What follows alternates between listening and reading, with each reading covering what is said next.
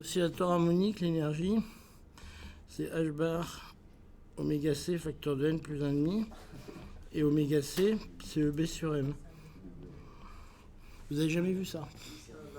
La première, on en parlait un tout petit peu dans le cours de optique. Mais le deuxième... Non, l'oscillation cyclotron, bon, vous n'avez pas parlé. Et donc, j'ai touché au tout. Voilà.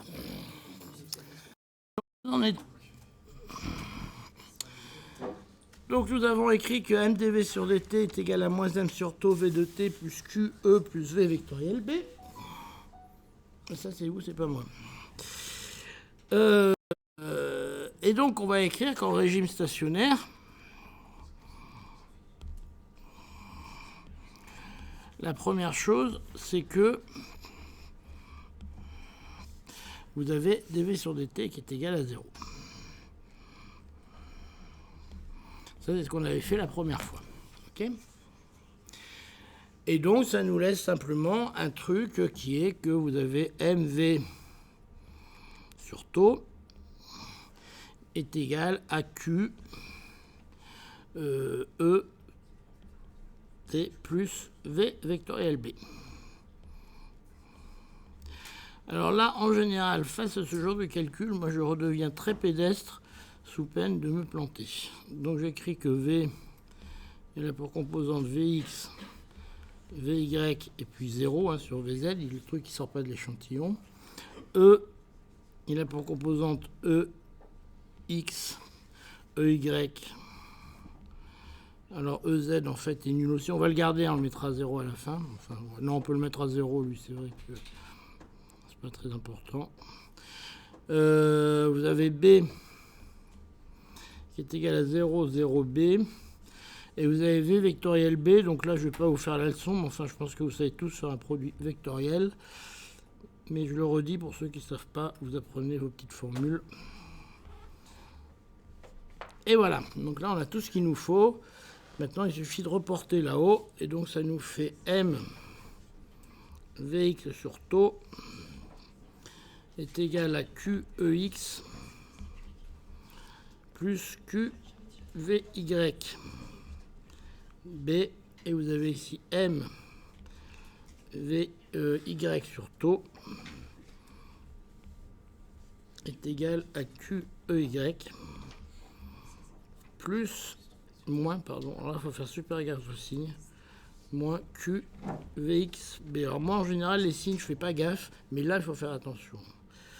Et vous avez MVZ sur tau qui est égal à QEZ. Alors celui-là, on va lui faire un sort tout de suite, parce qu'il n'est pas très important. Parce que vous avez simplement, dans votre élément de matrice, vous avez déjà un élément diagonal qui est le dernier. Donc ça, c'est pas très important. Alors, comment on attaque ce genre de truc? Comme on peut. Donc chacun a sa petite méthode. Alors, comme moi, ce que je veux, c'est un courant. Moi, ce que je fais, c'est que je commence par multiplier tout ça par NQ. Comme ça, je vais faire apparaître NQVX sur tau. Pardon, NQVX et NQVX, c'est J. D'accord? Donc ça m'aide déjà un petit peu pour faire ça. Donc j'obtiens M sur tau fois NQVX. Et donc ça, c'est JX. Donc ça, c'est déjà ce qui m'intéresse. Et ça, c'est égal... Alors par contre, il ne faut pas oublier que je les remette de l'autre côté de l'équation aussi. C'est Q fois NQ EX plus Q fois NQ VY B. Puis de l'autre côté, j'ai la même chose. J'ai M sur tau fois NQ VY qui est égal à Q fois NQ EY plus Q fois NQ IVXB, et je crois que je me suis trompé de signe, gagné. Ok.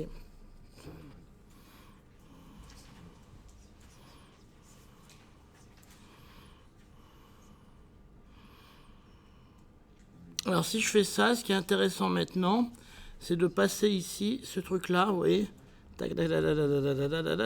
Si je le passe ici, que je vais faire apparaître, c'est que là, j'ai n au carré. Je fais apparaître un n q carré sur m fois taux.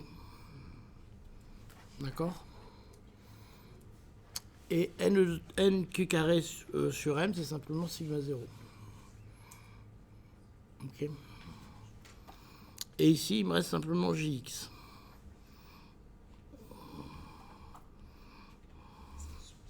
Puis là, je fais la même chose. Donc, il me reste jx est égal à sigma 0 fois taux, ok, fois ex, plus jy. Et alors, c'est là qu'il faut que je regarde ce qui me reste, parce que ici, si j'ai un... j'ai n E2 taux sur m fois vy. Alors, et là, il me reste un autre terme.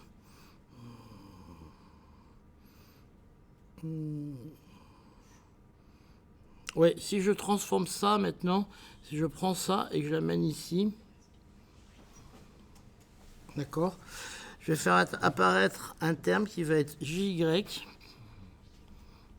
Donc jy, c'est n q fois vy. Ok, ça c'est jy. Et il me reste un qb sur m. Et ça, c'est oméga c, la fameuse pulsation synchrotron dont je vous parlais. D'accord? Donc quand je passe ici, le m sur taux, il me reste nqv, ça me donne bien j, et il me reste un qb sur m qui va me donner la pulsation synchrotron. Ok.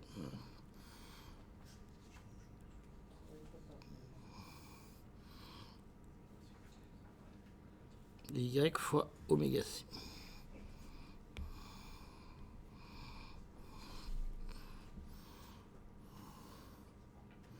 Et il doit me rester un taux. Ouais, il me reste un taux aussi ici.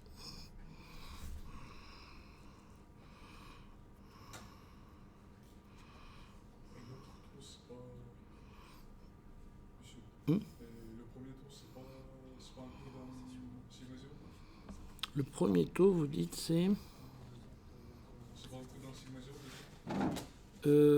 N2 taux, le premier taux est inclus dans le sigma 0, vous avez raison. Le premier taux est inclus dans le sigma 0. Et là, ça doit être bon. En bas? Oui, là aussi. Et là, ça doit être bon. C'est bon pour tout le monde, là? Le champ B, il fait 0, 0, B. Il est seulement sur Z. Et puis, vous avez la même chose sur JX, sur JY, pardon. Donc, JY, il devient égal à sigma 0 EY plus... C'est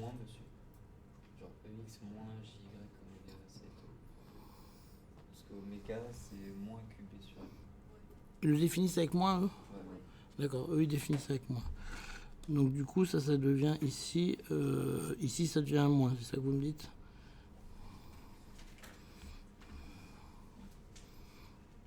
Ils l'ont défini comme ça, c'est ça? D'accord. Donc, sigma 0 EY, et du coup, là, ça devient un plus, alors, et vous avez un JX oméga C taux. Ok. Donc là, on est d'accord?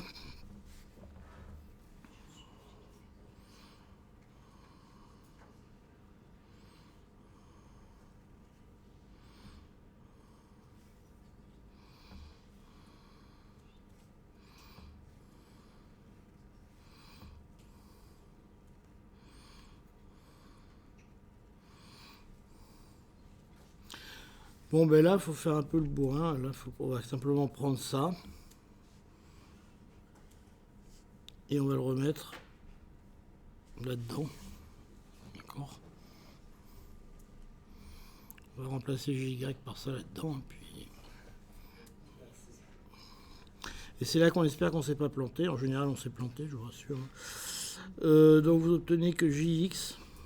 ouais. Il a été absorbé dans le N de taux sur M. Vous voulez dire celui-là? celui qui était là? Ou celui qui était... où j'en ai oublié un. Là, il y avait un taux qui est là. Là. Ouais, en fait, là, on l'avait pas parce que c'est ça, NQV, multiplié par taux, ça vous fait N de taux sur M. Et donc, il est absorbé dans le sigma 0. D'accord? Sigma 0, il y a un taux dedans. Ok? Bon, allez, l'épreuve de force, maintenant, faut pas se planter. Ça vous fait un sigma 0 EX moins oméga C taux fois... alors, c'est un GY que je cherche, n'est-ce pas? Sigma 0, donc il me reste quoi? EY plus JX oméga C taux. Bon, c'est pas si méchant que ça, hein, faut y aller doucement. Et donc ça me fait un sigma 0 EX, d'accord. Et puis il me reste un moins oméga C taux sigma 0 EY moins oméga C taux au carré JX.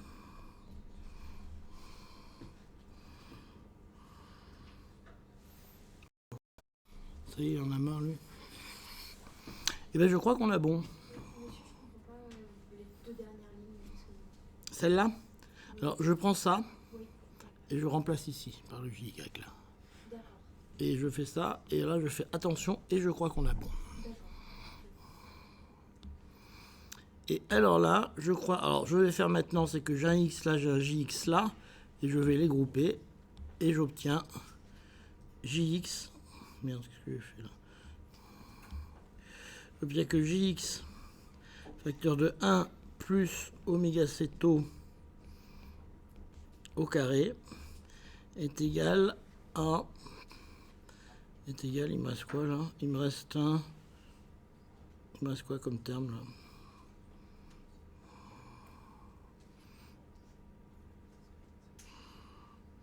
Il me reste sigma 0 EX moins oméga C taux EY.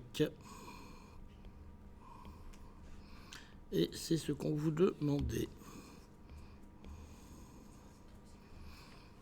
Et par un grand miracle, on est arrivé au bout sans se tromper.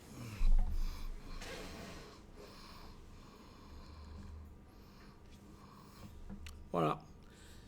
Donc je vous laisserai faire le deuxième. Par contre, ce qu'il faut voir maintenant, c'est comment on obtient une matrice. Donc je pense que vous savez faire comment on obtient une matrice.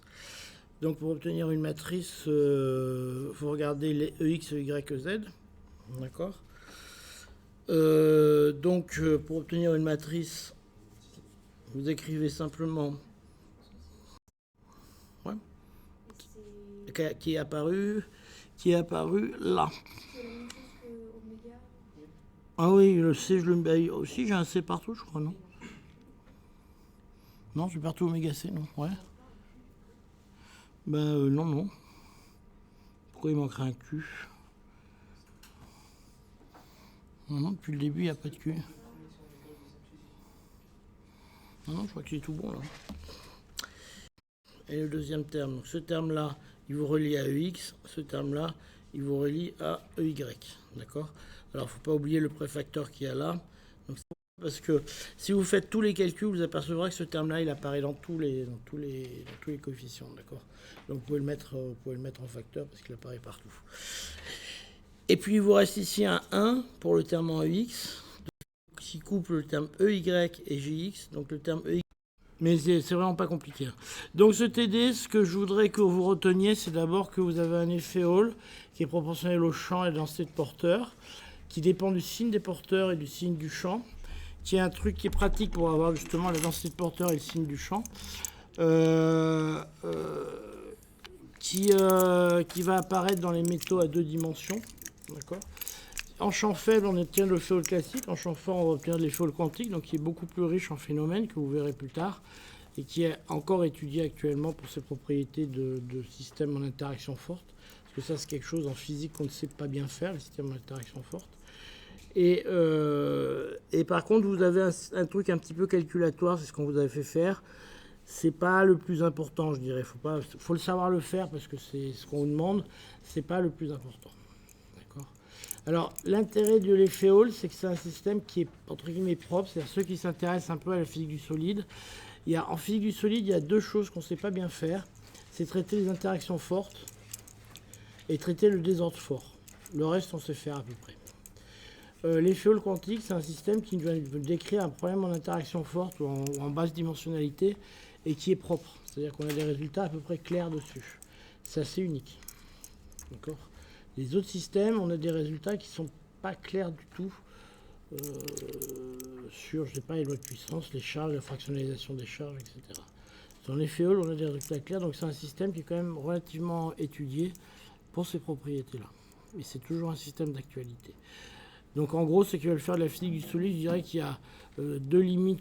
Il y a la limite des ordres faibles, interaction faible, ça c'est bien connu, hein, c'est ce que vous apprenez à l'école. Il y a la limite des ordres forts ou interaction forte, ça c'est ce qui est en train d'être étudié, c'est compliqué. Alors la limite des ordres forts, interaction forte, ça personne ne peut rien dire dessus, on ne sait absolument pas comment ça marche. D'accord. Voilà, je vous remercie, à la semaine prochaine.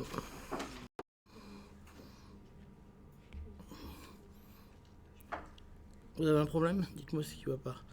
Vous avez une variable oméga.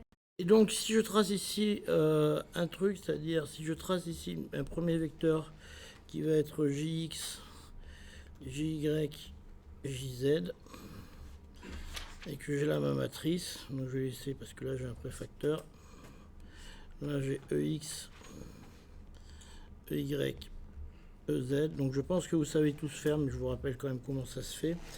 Et vous regardez le premier terme, un terme en sigma 0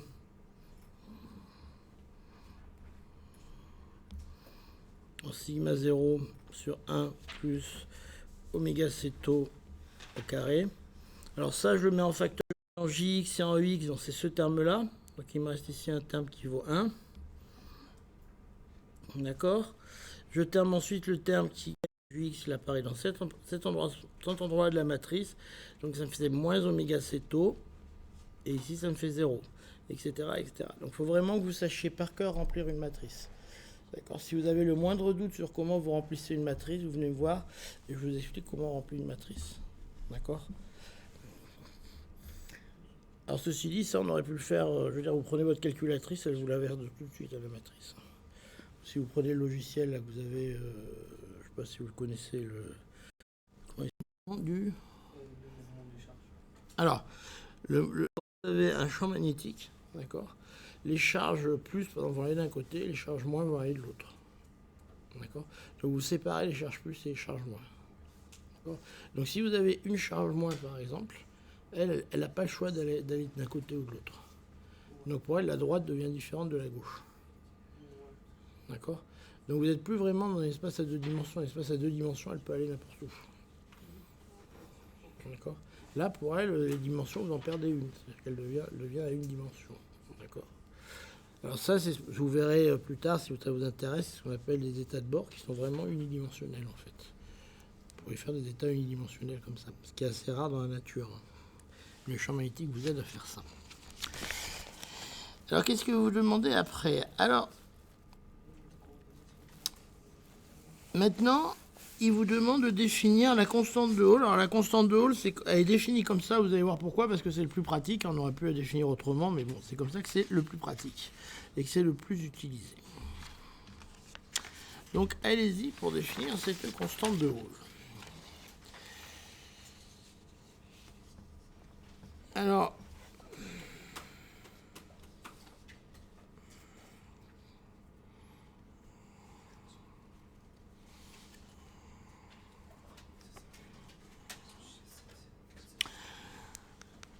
c'est la troisième question.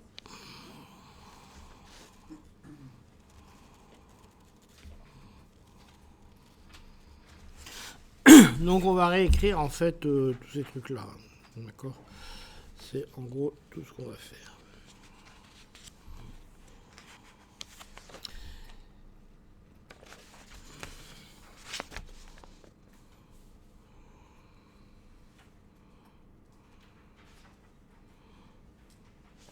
Donc une barre de Hall, ça ressemble à ça en général. Un truc crénelé comme ça.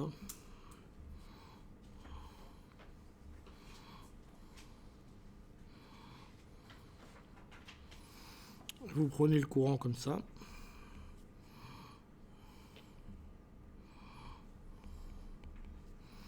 Mesurez la tension comme ça. D'accord ? Et donc, il vous donne une combinaison spéciale, on vous dit à quoi c'est égal. Alors, il y a une question marrante, là, pour ceux qui ont envie de se remuer les ménages un petit peu. Si vous marquez, on va marquer 1, 2, 3, 4 les contacts, par exemple. Même 6. Alors, pour ceux qui ont envie de se remuer les ménages, si jamais je change le champ magnétique, je l'ai mis comme ça. Si je change le sens du champ magnétique, comment il faut que je change mes contacts pour retrouver les mêmes valeurs de mesure? C'est la question numéro 2. C'est un barreau. En général, on fait comme ça, les barreaux de Hall. Quand on change de sens, c'est-à-dire on met vers le bas. Filer et sans planter. Donc ça, c'est encore une fois. Donc je compte sur vous pour m'aider avant que cette catastrophe arrive.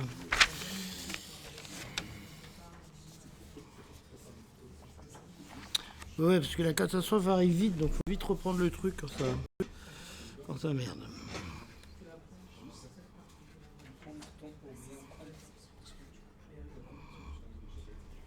Bien. Donc, il nous demande de calculer ce qu'on appelle la résistance de Hall, qui s'écrit simplement sous la forme EY sur JXB. Alors, on va écrire simplement que sigma x... non, on va pas partir sur sigma x.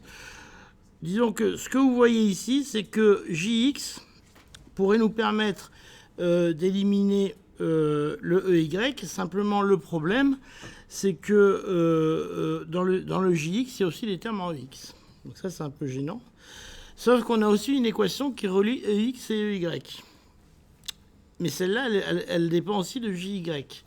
Alors c'est un peu embêtant, sauf qu'on sait aussi que dans ce cas-là, vous avez ici le courant en JY qui est nul. D'accord ? L'échantillon, l'électron ne traverse pas l'échantillon pour revenir dans l'autre sens. D'accord ? Donc dans ce sens-là, le courant est nul. Donc vous avez JY qui est égal, alors on va reprendre exactement sa terminologie. Donc c'est égal à oméga tau EX plus EY c'est égal à 0. Donc j'ai laissé tomber le préfacteur en sigma 0 parce que vu que c'est nul, j'enlève le préfacteur. Ok ? Donc ça vous donne simplement que EX est égal à moins EY sur oméga tau. Ok ? Alors maintenant, on a sigma x. Lui, il est égal à quoi? Il est égal à sigma 0 sur 1 plus oméga, c'est tau au carré.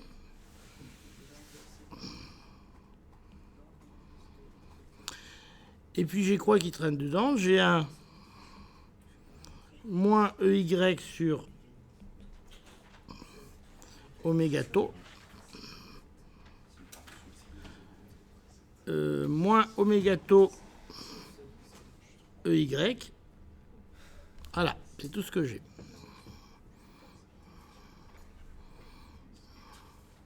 Donc pour trouver ça, je vous invite à remonter simplement quelques lignes avant pour avoir la définition de sigma x. Et vous verrez qu'on a simplement remplacé le terme en EX par le terme en EY qu'on vient de calculer, hein, qui est simplement EY sur oméga tau.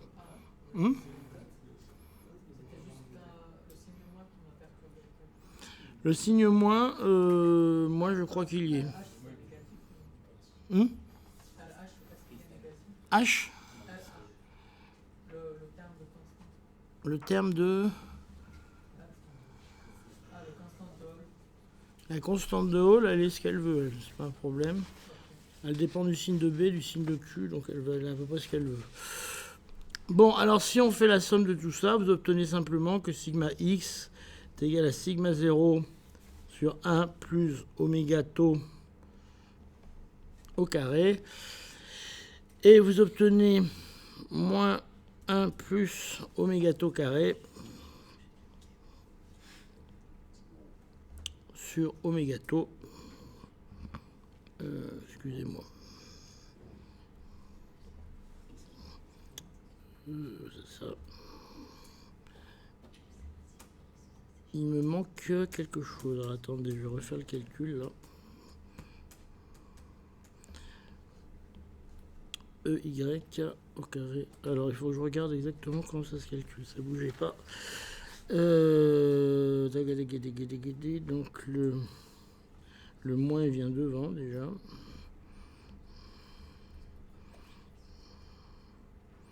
Le moins vient devant. Ensuite, ça me fait 1 plus oméga tau carré, ça c'est bon. Et j'ai pas de carré là, je sais pas pourquoi j'ai mis un carré ici, j'en ai pas. Voilà. Là, c'est juste. C'est bon, vous avez fait le calcul, tout le monde est d'accord avec ça.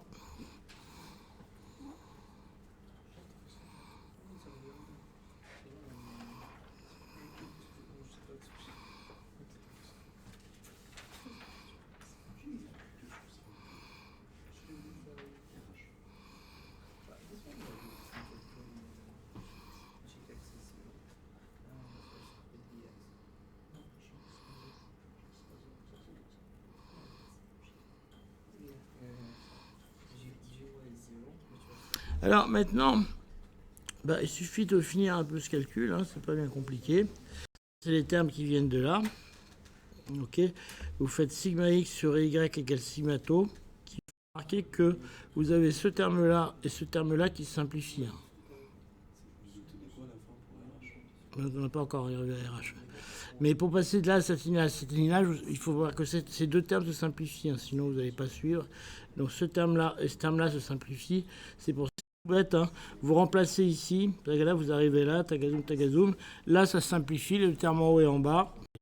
Il y en a qui sont arrivés, lui il est arrivé, il y en a 2-3 qui sont arrivés, bon c'est pas sorcier. Là c'est parce qu'on est fatigué tous un peu, mais sinon c'est pas bien compliqué. 3 heures c'est l'heure de... 1h30 de physique, ça fait beaucoup. Donc une fois que vous simplifiez tout votre bazar, vous obtenez simplement que sigma x sur EY est égal à sigma 0 sur oméga tau, d'accord, sur oméga tau, et puis il nous reste quoi? Sigma 0, c'est NE de tau sur M. Ok. Et puis il me reste un oméga tau. Okay.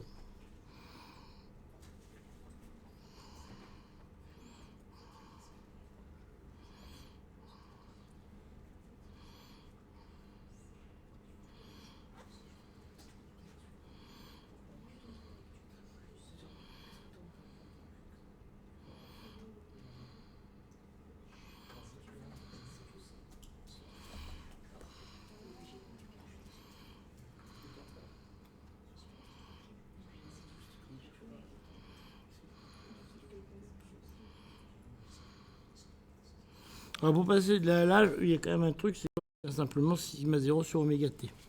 Okay. Donc maintenant je développe NE de tau sur M oméga tau, NE de tau sur M oméga tau. Ok, maintenant je vais développer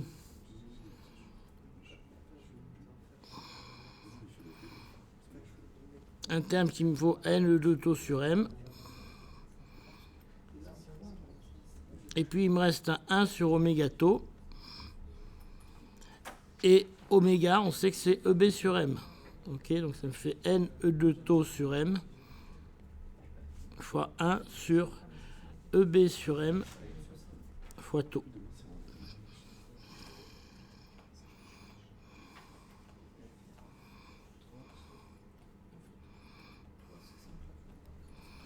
Le taux, il est en haut, on est bien d'accord.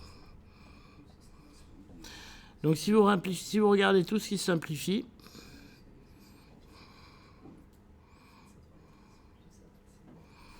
vous trouvez simplement NE sur B.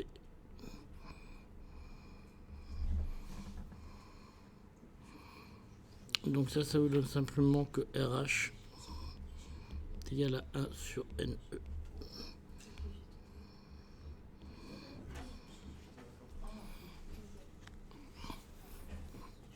Au ça, je vous conseille de le refaire. Après, vous continuez l'aventure en remplaçant simplement oméga par EB sur M. Ça simplifie un peu, puis vous arrivez à ça, c'est pas très compliqué. D'accord? Là, c'est juste des fractions, et puis...